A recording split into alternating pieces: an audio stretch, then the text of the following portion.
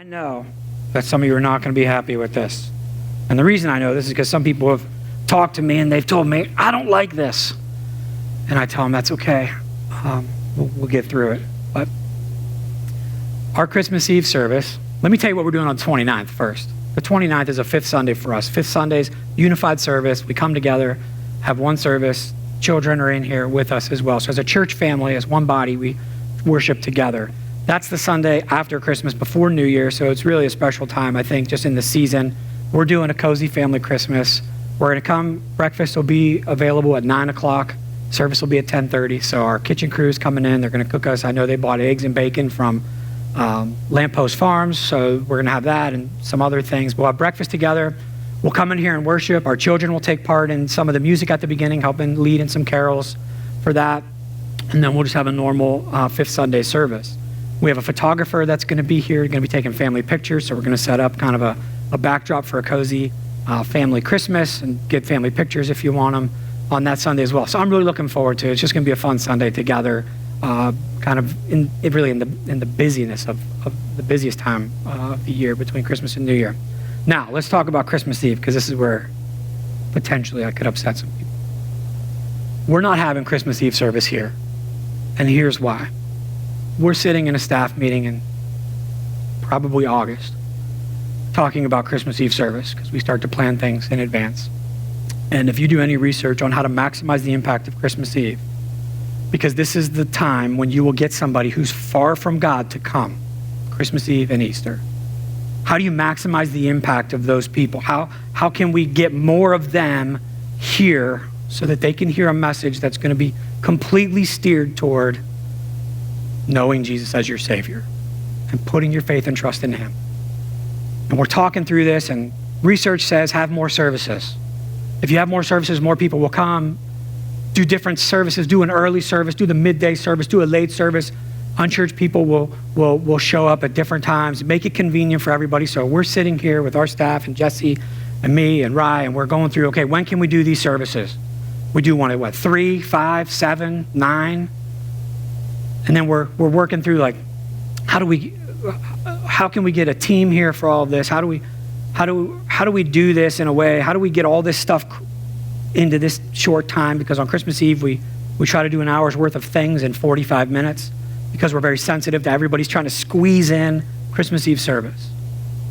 People are coming in a minute late. They're leaving a minute early because everybody's got stuff to do. Everybody's got stuff to do. We get it. And we went back to, okay, how do we maximize impact? We maximize impact by getting the gospel in front of more people. How do we get the gospel in front of more people? If they're not going to come here, where are they going to be? They're going to be at your house. They're going to be with you. So what if we gave you what you needed to present the gospel wherever you are? So we come up with this idea. It's literally an out-of-the-box idea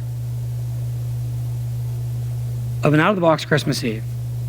And here's what we've worked on. And I promise you, this is 10 times harder than it would be for us to plan and execute 2 or 3 Christmas Eve services to do it this way.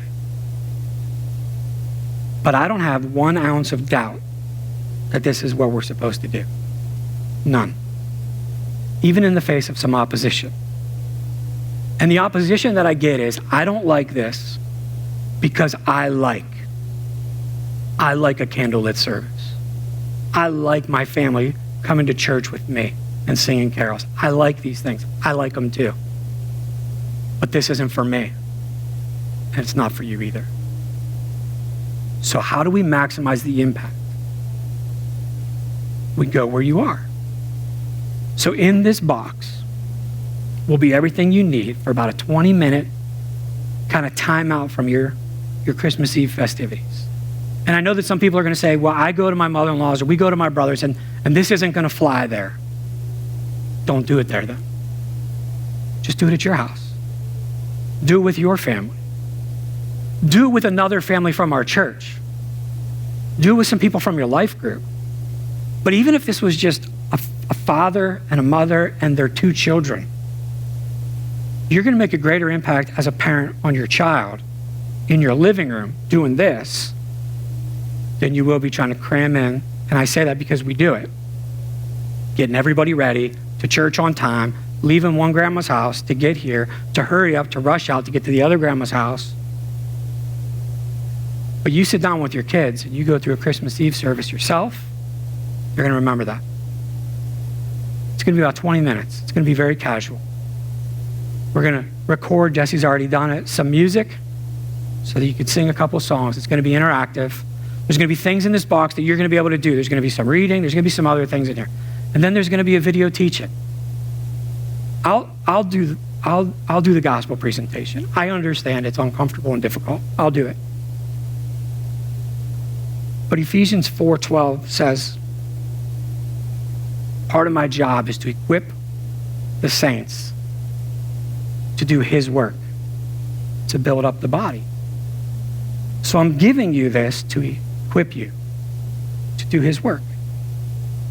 And I think this is something that we're going to be able to celebrate. I don't think everybody's going to do it. I don't have that. I think I'm living in reality. Some people just aren't. Some people can't. I get it. There's no shame in that. It's okay. But those that can, and all I'm asking you right now to do is pray about this. Is this something that God would want you to do in your house with whoever you're with? If it is, there'll be some communication. Then I'm going to equip you. I'm going to get you the box. We're going to talk through some things. I'll get you some information about how it's going to work. And you can do it on Christmas Eve. You could do it on the day before, the day after, or Christmas Day. It doesn't matter. But just do it.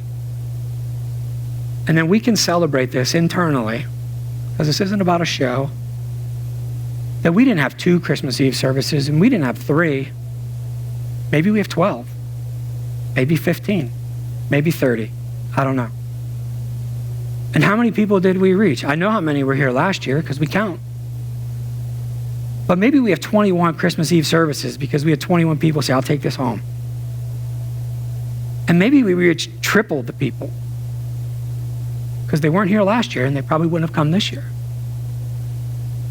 But when we give you the Christmas Eve in a box and we do something different, I think we can reach more people. So I ask you to pray about it. If you've got concerns, talk to me about it. I'm committed to this. I think it's what we're supposed to do. I'm excited about what's going to happen. I think it's going to be a growth thing for all of us. I think it's going to be uncomfortable. It's going to be awkward at times. But I think it's going to be good. And I think the impact that we're going to be able to make on the lives of the people that are in that room with us, we may not know what God's doing. But I think he's going to be working through it.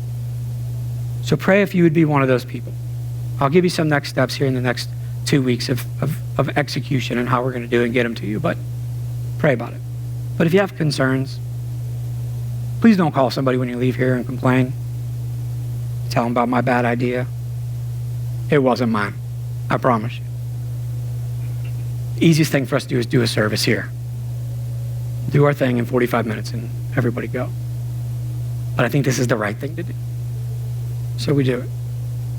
But come to me if you have issues. You got problems or concerns. Let me know this. Let's talk about it.